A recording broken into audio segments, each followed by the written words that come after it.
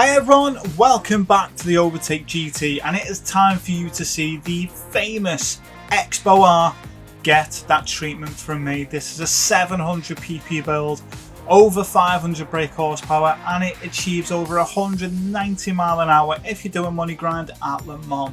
This thing is great, regardless of what track it's on, it will perform in every single way. It is brilliant, it's one that you need, it's one you must have.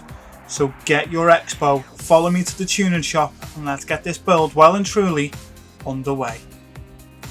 So now we're at the tuning shop, it's time to get this thing well and truly underway. So under sports, you don't need anything from here. Under club sports, you want to get bore up, high lift camshaft, power restrictor, and a ballast. Semi-racing, you want to get a racing crankshaft, a fully customizable computer, the high RPM turbocharger, fully customizable LSD, and increase the body rigidity. Under racing, you want to get engine balance tuning, polished ports, anti-lag system, racing intercooler, racing air filter and racing silencer, as well as the racing exhaust manifold, brake balance controller, fully customizable suspension, racing clutch and flywheel, fully customizable racing transmission, and a set of racing hard tyres. Now for those of you that do like to go to LeMans and money grind, grab a set of intermediates under extreme, because the last thing you want to do is get caught out by the weather. Under ultimate, you want to get titanium connecting rods and pistons, and that is it. That's everything we need from here. And we make this thing 990 kilos, 512 brake horsepower, and like I say, it hits over 190 mile an hour on the Mulsanne straight from its little 2-litre engine. Absolutely insane. Right, let's head over to GT Auto and let's continue our build. So now we're at GT Auto, what we need to do is go to car customization. There's a couple of things we need to change here and get boxed off. So the first thing is the wheels. So go to your wheels, you can see I've gone for the Volk Racing TE37s. I think they just suit the style I've done on this to a T. And click on there and you can see you want 17-inch standard size, rear 18-inch standard size, rim width wide, offset wide, and get those installed on the car. So that's the first thing you need to do, and you can see the stance they help produce with this car. Brilliant. So now we've done our wheels, we go to other, and you can choose your light bulb or number plate positioning, whichever you'd feel like, and livery editor, where you can create one like I have, which stands out a little bit more than usual. Or you can go to load style and you can pick one that someone else has done there. And that is pretty much it from this section. And there's plenty more that you can do to make it a bit more unique if you do design your own. Okay, let's head back to that setting sheet, get this dialed in, and then I'll give you a quick guide at LeMans, because there's a few things that you definitely need to know about this car. Let's get into it. And here we are, back at the garage, a 1.58 700 pp all tracks build, and it is going to be amazing. So 512 brake horsepower, 990 kilos, and a 45-55 front rear weight balance. This thing is great, over 190 mile an hour on the Mulsanne straight. Honestly, what a car. I even took this track to Deep Forest Raceway and it was just phenomenal there as well. So plenty of tracks open to taking it to, and it's great. Somewhere like Trial Mountain as well, another great place for you to take this car. Let's get into this build so you can enjoy it. So racing hard tyres first of all. Body height adjustment 70 at the front, 80 at the rear. Your anti-roll bars 10 front and rear. The dampen ratio compression 30 at the front and 32 at the rear. And the dampen ratio expansion is 50 front and rear. Natural frequency 3.45 front and rear, and negative camber angles 2.9 front and rear. So good, looking good. So far, so good. Moving on, toe angle, toe out 0.05, and the rear is a toe in of 0.20. Initial torque is 5, acceleration sensitivity is 10, and braking sensitivity is 45. This thing stops on a dime, it is brilliant. The aerodynamics we can't change, so stay there. ECU, drop that to 94%. A 200 kilo ballast positioning -13, and your power restrictor stays at 100%, and it's a great way to get that power output. Now top speed automatically adjusted to 280, and make these changes. First gear 2.646, second gear 1.816, third gear 1.340, fourth gear 1.036, fifth gear 0.839 and sixth gear 0.712. And that's a final drive of 4000.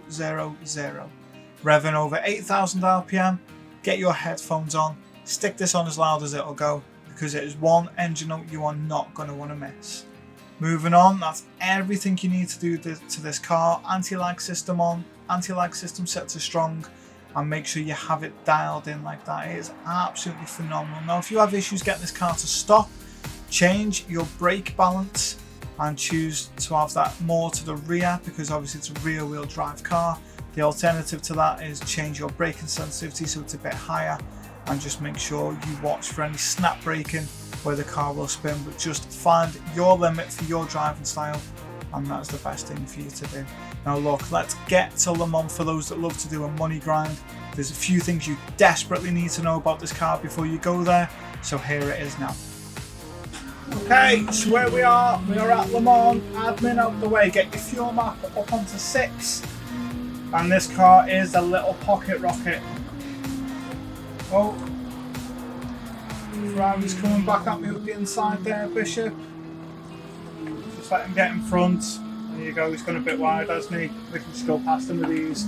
Now this car's astonishingly good, considering it's a little small package. That's not something that anyone says very often, but here we are. Okay, come on, let's get past this little Audi, and we can crack on showing you what this car is made of. You can see the usual suspects fighting ahead. One of them's gone wide. There we go. Oh, Audi's into the side of us. I wouldn't worry about that. We can just absolutely nail it past these. Look at that, up to 150 already. There we go. This thing just is quick. 160, 165, 170. It's such a good car, and it won't let you down, I can assure you that. And as we hit 180, we'll just start braking.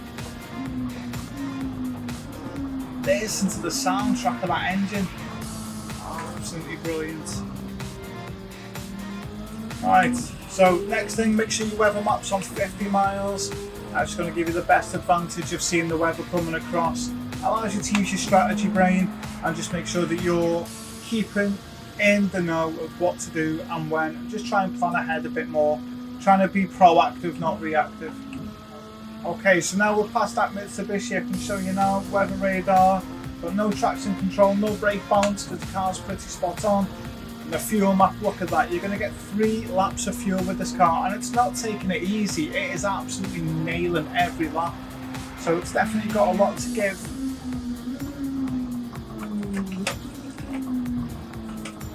Just got to watch the way these brake. This thing's definitely got the power to get past them, as you can see. We just start pulling away, nice and easy. So it might look like the leaders are far away, but don't forget, I did back off at the start a couple of times. But I tell you what, this car is phenomenal. So what I'll do is I'll see you when we get in there, bad weather in the pit stops, and we can go from there. Okay, so just coming down the Mulsanne Straight, you can see the weather's definitely come over, and I am going to pit at the end of this lap. The only thing that I found to be a bit of an issue, and it's not with the car, it's probably with Polyphony themselves, and that's when it comes up saying that how much fuel is remaining. It blocks in this view, in this car, and others that are low slung like this, MX-5 for example, you know, the BAC Mono, it blocks your line of view, so you actually can't see the track in front, like the horizon line, you can't see at all. I'll show you when I come into pit. That's the only thing I found frustrating. You can see we're in first, you can see we're pulling out an 11-second lead. The car's just going for it, it's absolutely brilliant. It's not letting me down so far, and you're hitting 180 nearly on the straights. So again, absolutely bang on. Great little car. And yeah, I'm just going to crack on, so I'll see you when I get to the pits. Okay, so I've come into pit, the car's fine, it's doing great, and the weather is either and it's going to bugger off, so it's great. Now, The only thing is, like I say, when you do come into pit, if you do use that hood view, you'll see that red line across. I'll show you what that looks like near the end, because you'll see it as we cross the finish line. So we've come in 40 years in, so let's just see how far we've got to crack on now. We're basically halfway through the race, so it's going to be interesting. But look at that car, looks great, doesn't it? Absolutely fantastic. Right, let's crack on, and I'll see you at the next set of pit stops, or if the weather goes mad again. Right, let's get into it. Okay, so I'm coming in now to pit. This is where we are, and as you can see, that's what I mean. Look at that please refuel thing. It's just right in the way of that horizon line in this car. It's quite frustrating, but let's get in pit, and then we can have one lap and then a flying lap. Right. So that's what I'm going to do. So what I'll do is I'll see you at the end once we've done our flying lap, unless anything changes, because this seems to be a pretty smooth race. See you in a minute. Okay, so what I've done is I've dialed this car all the way down to fuel map 1, and we're going to see how fast we can get this to do a lap. See you at the end. That's where we are, last lap. I made a little mistake that cost me a few seconds. But still, we're looking okay. I can't really see the apexes because of these stupid writing on the screen. But apart from that, look at that, we're coming over. So this will definitely do 405, 406. I have no doubt in my mind. It's such a fast car. It is a great car, and it is one that you are going to want to have in your garage to use. Honestly, brilliant, on point. And when you dial it all the way up to fuel map 1, it is just even quicker. It's mad. You're hitting over 190 mile an hour on the Mulsanne straight, and it wants to keep on going, so it's great. I get 45 seconds to some of you might not look great, but do you know what? It's about challenging yourself, and this car does that. It gets you a win, get your strategy right, and you're not going to go wrong at all. A 409 doesn't do this car justice. It'll do a 405, I can guarantee it. And what I'll do is I'll do a lap in every 700 pp car I've got, and I'm telling you now, that'll be on the 405s without a doubt.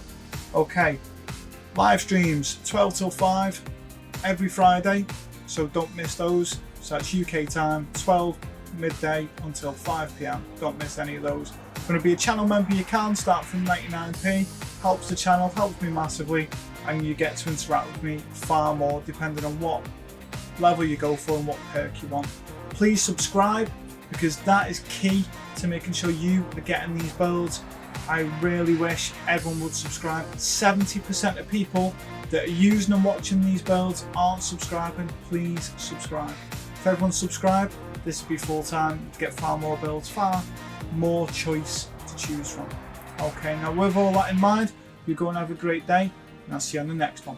Take care.